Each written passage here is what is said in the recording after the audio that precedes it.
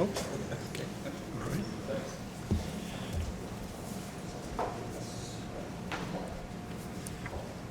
Well, good afternoon. I'm Wilmot Irvin, and I'm the president of the University South Caroliniana Society.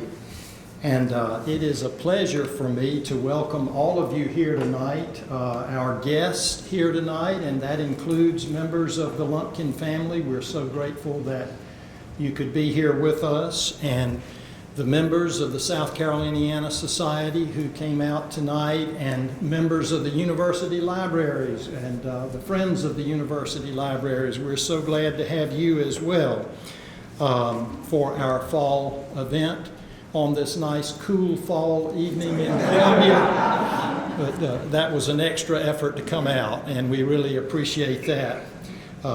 And our event, as you know, is going to be here in just a few minutes, a talk by Dr. Jacqueline Dowd Hall, the author of Sisters and Rebels, A Struggle for the Soul of America. First, I want to thank my friend, Dean Tom McNally, for all of the support that he gives us, including a co-sponsorship tonight by university libraries of this event. Tom, we really appreciate all that you do, not only for the South Caroliniana Library, which is muchos gracias, but all the libraries. Thank you for that. This event we intend to be the start of a tradition of fall events that the South Caroliniana Society wants to sponsor. And it's our hope that these fall events will stimulate interest among the diverse communities in our state, and will stimulate others to join our society in promoting the history and the culture of South Carolina. And as you know, that history and culture comes in various forms and hues and expressions. So be looking for more information about that. Now, I've been asked to say just a few words about the South Caroliniana Society's role in supporting the South Caroliniana Library. And as I thought about that, it occurred to me that the Constitution of the University South Caroliniana Society says it a whole lot better than I could, and so I'm going to bore you just a little bit, but I'm going to read you what our Constitution says about our purpose as a society. The purpose of the University South Caroliniana Society shall be to promote a better understanding and appreciation of South Carolina, its history and culture, by aiding the South Caroliniana Library through contributions of service, materials, and money to build up, preserve, and provide access to the collection, by encouraging the gift of South Caroliniana materials to the South Caroliniana Library, by cooperating with other organizations and individuals in the work of keeping South Carolina historical material in this state. And let me just say to you that one thing I learned as I got involved in the work of the University South Caroliniana Society is that purpose, that is, keeping South Carolina historical materials in our state and in the South Caroliniana Library, was a driving force for those back in the 30s during the Depression times for establishing, organizing, creating the South Caroliniana Society so that the South Caroliniana materials that were leaving our state and being purchased by those outside of South Carolina could come to if not a halt, at least a pause. And so that's one of the driving purposes. And last, by encouraging the use and publication of materials with the South Caroliniana libraries. Now that's a broad and a worthy and a challenging goal, and I think that I could sum it up best by saying to you that the Society's purpose in life is to support the South Caroliniana Library in every way that we can. That's what we're all about. And in a year from now, roughly, thanks to the determination and the superintendence of Dean McNally, on the horseshoe of the campus of the University of South Carolina, the doors will open to reveal a magnificently renovated facility that we call Caroliniana. So I'll look forward to seeing that occur and to seeing all of you there at that time. Now, it's a great personal privilege for me to welcome Dr. Thomas L. Johnson, who in just a moment will introduce Dr. Hall. Dr. Johnson is the South Caroliniana Library's Field Archivist Emeritus, who began his long and distinguished association with the library in 1974. He is also an active life member of the South Carolina Academy of Authors. But Tom Johnson is perhaps most widely known as co-editor of the book, A True Likeness, The Black South of Richard Samuel Roberts, 1920 to 1936. We've asked Tom to share with us a little bit about his work with Grace Lumpkin that led to the acquisition of her papers. And then Tom will introduce our speaker. Tom Johnson.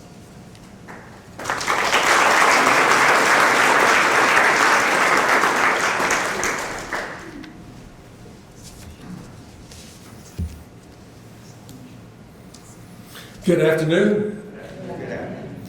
I am so glad to see you all and so delighted to be with you and to have been asked to participate in this affair. Jacqueline, it's your time, and I'm going to be just as brief as I can be, not more than half an hour. I'm here, and of course, as a former member of the staff at the Caroliniana for quite some time as field archivist. A longtime member of the University of South Caroliniana Society, and as Wilmot pointed out, I've been on the Board of Governors of the South Carolina Academy of Authors since 1986. And I mention that because it is germane to what we're about this afternoon. I did not acquire the first batches of papers of Grace Lumpkin. Those were acquired by the former director of libraries, Ken Toombs, is my understanding. I was not hired until 1973, so I did not start to know Grace until the mid-70s. I knew her between 1975 and her death in 1980. But I was very much concerned about developing that collection and to continue to do what the director of the library started. So I interviewed her. I went to see her. She was living in the Finley House down at 5 Points. And I would interview her and took some pictures of her and attended the release party for her novel, the second printing of her novel, The Wedding, which was held in 1976. No.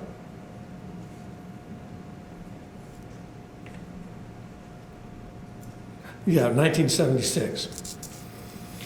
But I wasn't only concerned about developing the collection and establishing like a vertical file and trying to enhance what was already done. I was also interested in promoting her work and educating people about her. And I taught a course for a long time on South Carolina writers.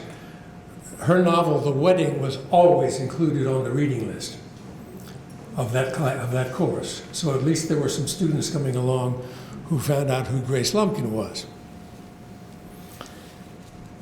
And so I continued as much as I could to introduce her to those who didn't know about her and to support her in all the ways that I could. Now, Jacqueline, the title of your book is perfect. Sisters and Rebels, because it continues a pattern of very important work that has been done through the years, through the decades, that is a tradition focusing on South Carolina women. There are sisters, there have been sister acts. Sarah and Angelina Grimke. The Pettigrew daughters, Caroline and Susan. And then in the 20th century, the Politzer sisters from Charleston, Carrie, Mabel, and Anita. So what you're doing is continuing this wonderful tradition that we have of focusing on the accomplishments of South Carolina women who rose to the occasions, became independent-minded, and did their thing. I meant to say a few minutes ago that I was one of those who made sure that Grace Lumpkin was inducted into the South Carolina Academy of Authors. She was inducted in 1996. Jacqueline, you were there at the induction. And I have with me tonight, courtesy of the South Carolina Academy of Authors, some of the keepsakes that were distributed at that time. You're welcome to pick one of these up. I'll put them right here. So anybody who's interested, it's a quotation. I chose the quotation from The Wedding. And so if you want a souvenir of her induction into the Academy of Authors, there it is. Jacqueline, I'm still field archiving. Every time I walk in the building, eyes roll. Johnson just can't stop. And in fact, I brought in today several boxes of books, and so, oh goodness. But I'm going to be adding to the Grace Lumpkin collection today. I'm going to have you sign some of the flyers that went out announcing this occasion, so the collecting doesn't stop. You all probably know already that Jacqueline Dowd Hall is a professor of history emerita from the University of North Carolina. She's the founding director of the Southern Oral History program there, and she's the author of two highly significant books, one on Jesse Daniel Ames, a woman's campaign against lynching, and she's co-author of Like a Family, The Making of a Southern Cotton Mill World. Jacqueline, as I was looking through the files a little while ago this afternoon, I came across a letter from you to me. And in it you say, at the end of the letter, you say, this is from 1996. And at the end of that letter, you say, it looks like I'm actually going to finish this book. Congratulations. You have finished the book. It must be a wonderful feeling to see it in print at last. Grace Lumpkin herself once said, "One thing I know, writing is a pain. It is also the most satisfying joy." Jacqueline.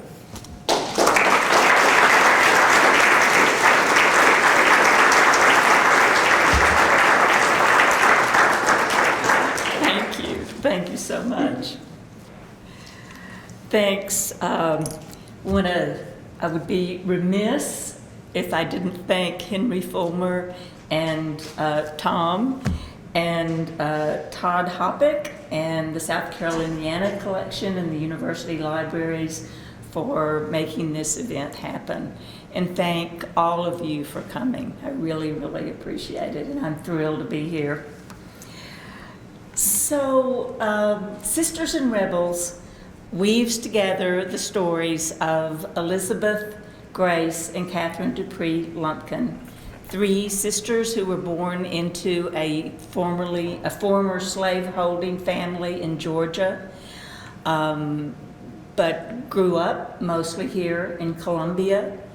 They were drilled from childhood in the principle of white supremacy, a romantic view of slavery, devotion to the lost cause.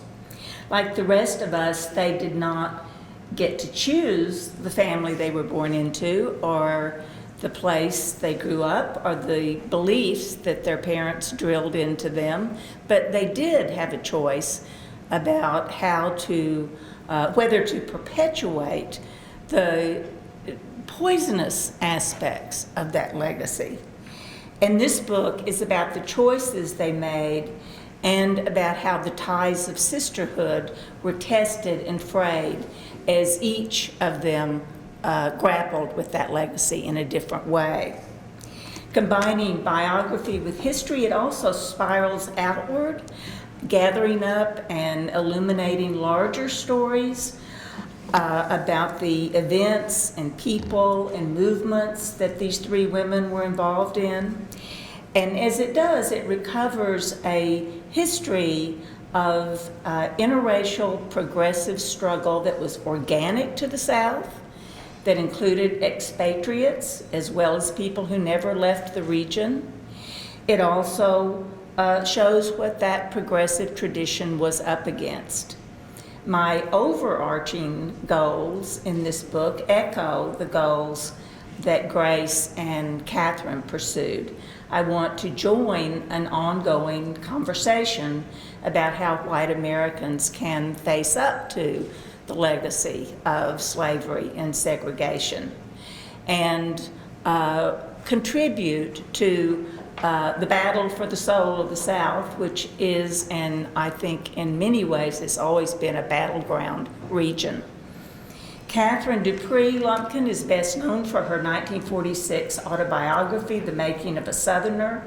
I first discovered that book in the 1970s. I was a graduate student at Columbia University, but living in Atlanta and immersed in a community of civil rights, anti-war, and feminist activists who had gravitated to the city after the hallmark organizations of the 60s, SNCC and the Southern Student Organizing Committee and so on, had disbanded.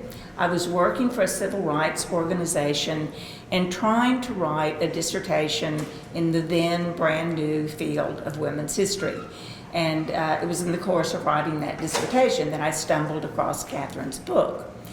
I loved the book, although the background that Catherine wrote about, the slave-owning, upper-class, Deep South background that she came from could not have been more different from my own upbringing in Oklahoma, a small town in Oklahoma where my grandfather was a sharecropper and a barber who could barely read and write. But I admired the honesty and restraint with which she recounted her conscription into white Southern ladyhood and her remaking as an activist intellectual in the 1920s and 30s.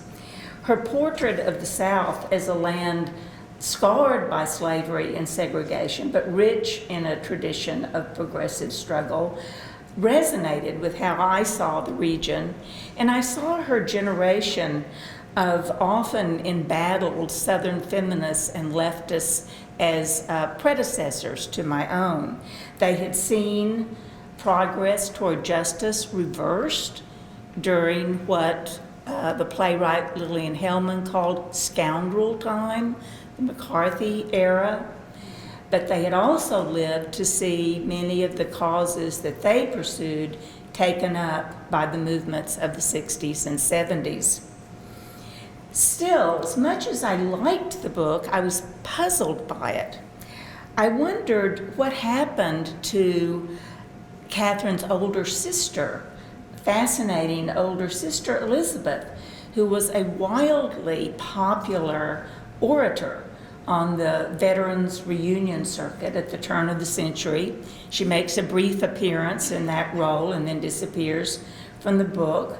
What about the middle sister, Grace, who is not mentioned in this autobiography? And what about Catherine herself?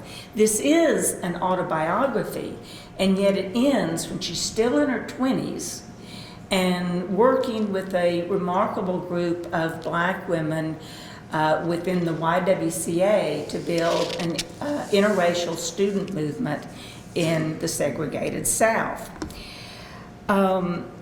So what about Catherine herself? What else happened to her after her autobiography ends? What about her struggle to carve out a career as a scholar and a writer at a time when academic and literary institutions were monopolized by men? Her efforts to extend the New Deal safety net to Blacks and women who were initially excluded from landmark programs like Social Security, for example. The decades that she spent outside the South, building a vibrant intellectual and domestic life in Northampton, Massachusetts, with her partner, an economist at Smith College, the former wife of a powerful senator, and a lifelong supporter of left-wing causes. So when I moved to Chapel Hill in 1973 to start the oral history program, I leaped at the chance to search these sisters out. And I found Elizabeth had died a decade before, but Catherine and Grace were living in Virginia, to which both had retired. I interviewed them there in 1974. Fascinating interviews, but again, so much was left unsaid. Catherine willingly and vividly recalled her early life and her work with the YWCA. And here's a clip from that interview. I thought I would play just a very, very short clip just to give you a little sense of Catherine's voice. She's talking here about her first encounter with the traveling secretaries of the YWCA when she's a student at Grinnell College. So this is her first encounter with these women who would become really... At which so-called social creed of the churches was imperative.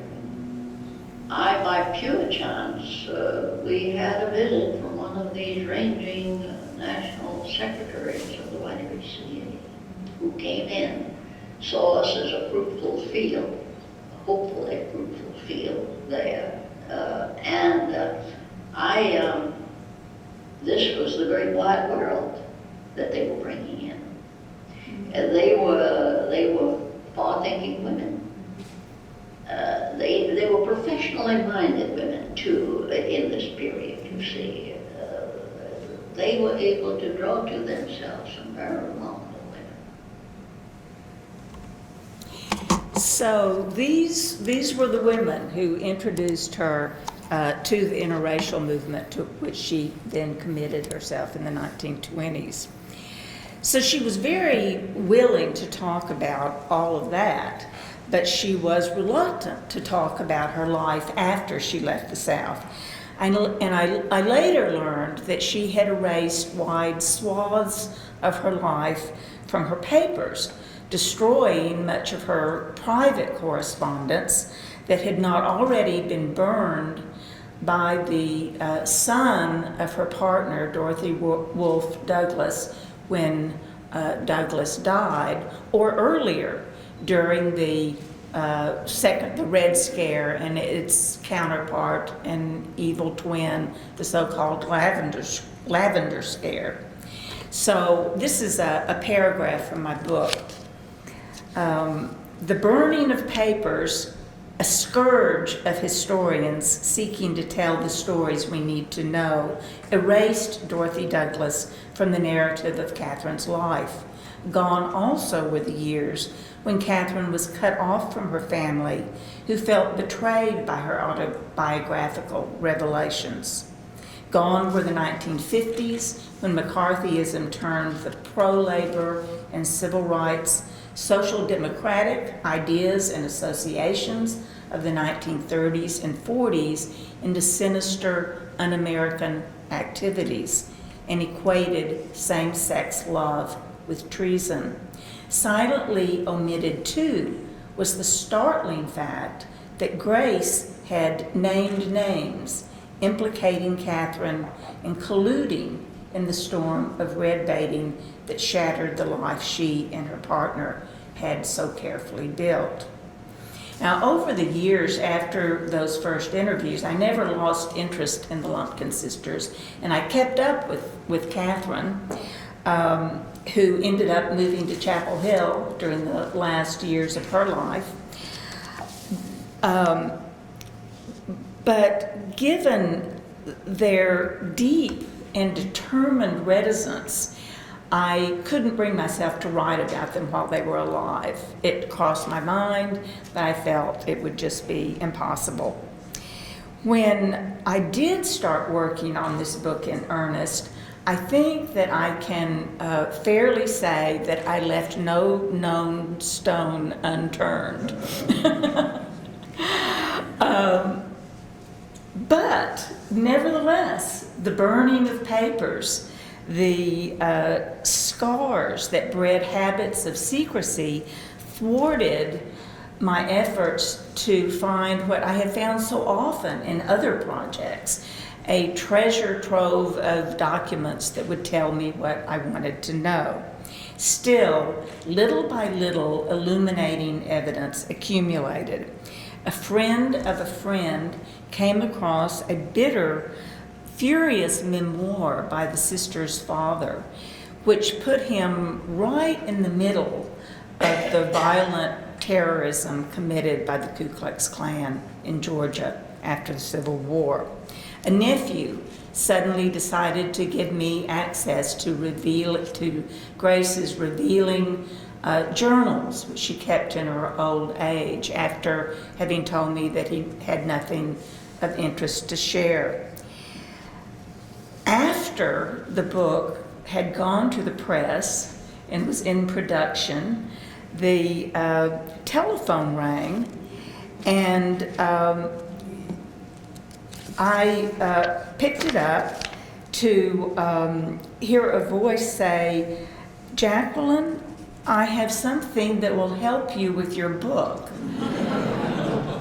And I started to laugh, and then I started to cry, and then so I said, "So what is this?" And it turned out that a niece had found Elizabeth's papers in a proverbial attic. I wrote less about Elizabeth than I did about the other two sisters, partly because of the lack of sources. She sent those papers to me box by box until my dining room was completely full. It was too late for my book, but I couldn't resist going through them, and I managed to sneak a few choice quotations into the galleys and to steer the papers into the archives for the use of other scholars. And perhaps most important, I managed to wrangle my way into possession of hundreds of reports compiled by the FBI in the course of surveilling Grace, Catherine, Dorothy, and their friends from the 1930s almost until the day they died. I spent years filing Freedom of Information requests. I would get back reams of reports in which almost everything of interest had been redacted. I would file another report, get the same things back with a little bit more revealed. And finally, probably about the time I told Tom I was about to finish my book, I hired a lawyer and sued the Department of Justice. And to our shock, we won our case in DC District Court. And to our further shock, the FBI, or the Department of Justice, decided to go into mediation rather than to appeal. If they had appealed, I couldn't have kept going, and they might have won their case. So I found myself flying up to DC and meeting with what turned out to be top litigators of the Department of Justice. And after much discussion and more negotiation and so on, they forked up tainted but invaluable evidence without which I couldn't have written this book. It was an interesting experience, a kind of wild experience, but it was worth it. And because of what the documents that I managed to get, but also because I'll never forget a moment in this meeting when my rumpled lawyer banged on the table and said, "Give this woman her documents. The American people deserve to know their own history." So I was, I just wished I'd had a tape recorder with me for that. So as the sisters' stories fell into place, I realized that taken together and deeply contextualized, they opened a window on a panoramic view of American history, from the slave South of the 1850s and 60s to the women's and civil rights movements of the 1960s and 70s. Of course, these sisters were too young to remember the slavery and the Civil War, but they were so saturated with the stories of that period that it was as if they had lived through those times themselves. Practically everything in that century that interested me, the labor movement, the left-wing strand of the women's movement, women's fiction and nonfiction writing, the social democratic strand in American history, the communist movement, the New Deal, McCarthyism, their stories had it all.